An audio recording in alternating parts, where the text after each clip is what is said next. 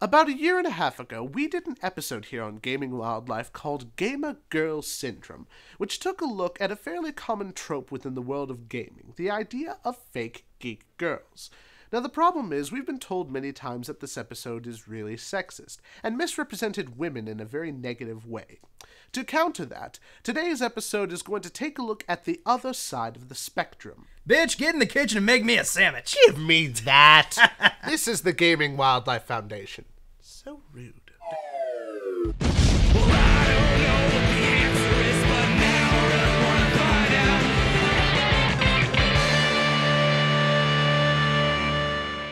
Look, bro, I don't hate women gamers. How many times do I have to say it? Well, I just don't like it when they're all like, ooh, look at me, I'm a girl playing games. Like it's some sort of achievement. I mean, who the hell cares? Why can't they just play games like everybody else? This fascinating specimen is suffering from a condition known as gamer guy syndrome. Despite claiming a love for female gamers, men suffering from gamer guy syndrome seem to bring anti-female rhetoric to attention more often than not.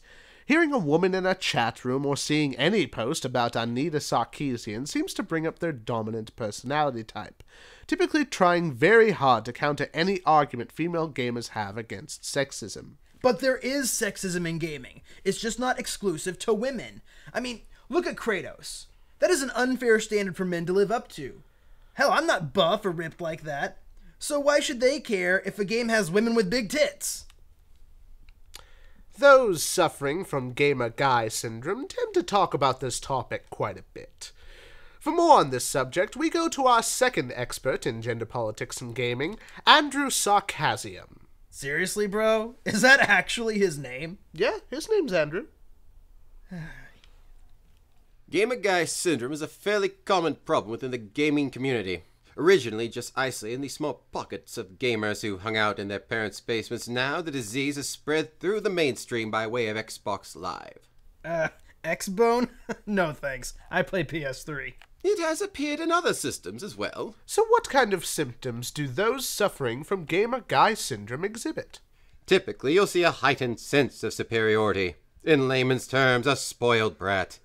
They only go for games with male protagonists because it's the only way they can identify with the main character. But that makes sense. Gaming's a fantasy, so I should get the best immersion if I play as a dude because I am a dude, right? Except that males suffering from gamer guy syndrome have no problem immersing themselves in a game if the protagonist is of another species.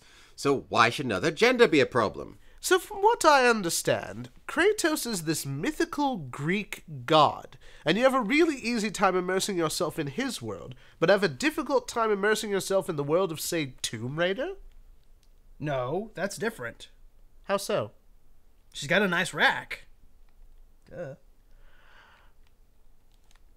Continue. Men suffering from gamer guy syndrome are often single, which is interesting, seeing as how they would rather date a nerd or geek girl.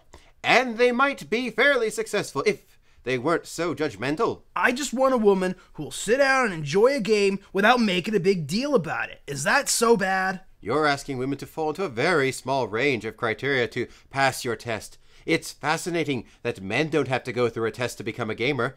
They usually get free passes. You know, a lot of your arguments seem to be pretty contradictory. Why can you not keep an open mind? I do. They really don't. Shut up, nerd. Nerds are cool. Please continue. If you look back at pop culture from the 80s and 90s, you'll see a common trope amongst men. Preppy jocks who act like assholes. The funny thing is, with the rise of mainstream popularity of gaming, these tropes seem to have shifted away from sports and into the world of video games. You know, you're being pretty vague. Got any examples, dude? As a matter of fact, I do. Say, for example, a woman walks down the street wearing a Kansas City Chiefs t-shirt. More often than not, she'll get recognition from her peers and a few high fives. Now, let's say she's wearing a Black Mesa t-shirt. Most likely she'll be grilled for information to see just how much she knows from Half-Life. She can't just like a game, she has to know everything about it before she can call herself a gamer. You should know about this, Charles. You did the exact same thing during your Gamer Girl Syndrome episode. We were just talking about the website Snorgtees and their stupid banner ads. That's all. Just them. Dude, you're as bad as me. Wait, what did I just say? It's not just the gamers, but developers also buy into this stereotype. This is why we often see large-breasted women, because it helps sell the games. Ah, but the expert last week said that there's nothing wrong with sexuality in games. Sexuality, yes. Objectification, no. In these video games, you rarely take control as a female character, and per your earlier argument about men having to live up to unreasonable standards, I say this. Men in video games are often idolized as someone the everyman would want to become. Women in video games rarely get that. They're usually seen as objects of desire or prizes to be handed out by the end of the game. Oh, come on, dude. There's plenty of games we get to play as a chick. Plenty, yes, but the majority still belongs to males. You know, do you have to counter everything I say? I'm just standing up for the dudes. All the dudes, everywhere. And the bros. You don't need to. Plenty of people, both men and women, do that already. See, you're the reason Gamer Girl Syndrome exists in the first place. Wait. What do you mean? Gamer Girl Syndrome doesn't exist. Fake geek girls don't exist. It's a stereotype perpetuated by males like him. Hell no! That is not true. There are totally girl gamers out there who act that way. You're right. But the problem is, by continuously bringing up this stereotype, you're shunning women from playing video games. You're causing more negativity and pushing people away who could become valued members of the community. Whatever. People must just hate that episode. They must think I'm some kind of a monster. Don't be so hard on yourself. It wasn't that bad. In fact, Gamer Guy Syndrome doesn't exist either.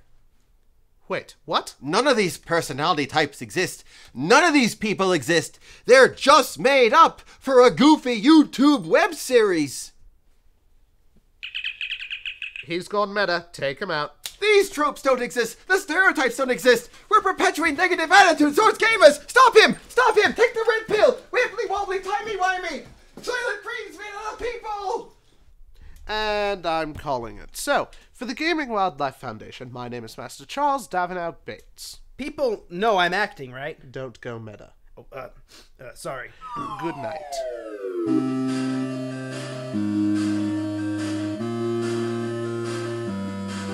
Until then, STFUB. See? What the hell does that mean? Oh, it means shut the...